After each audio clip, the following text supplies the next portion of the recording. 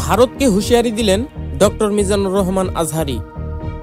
দীর্ঘ কয়েক বছর পর দেশে ফিরেছেন বাংলাদেশের ইসলামী জনপ্রিয় বক্তা ডক্টর মিজানুর রহমান আজহারী। আবার শুরু করেছেন ইসলামিক তাফসির মাহফিল। গত কয়েকদিন আগে কক্সবাজার পেকুয়ায় একটি মাহফিলে তিনি অংশগ্রহণ করেন।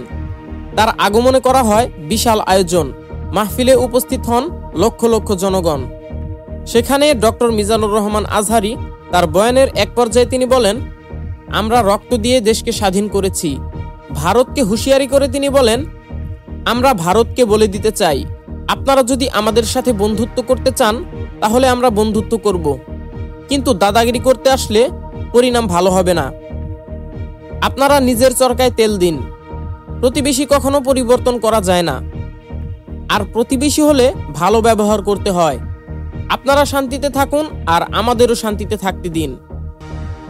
ভারতকে উদ্দেশ্য করে তিনি আরো বলেন, ভারত যদি এদেশে আধিপত্য বিস্তার করতে চায় তবে 18 কোটি জনগণ তা রুখে দিবে। এছাড়াও তিনি ভারতের গণমাধ্যমের তীব্র সমালোচনা করেন।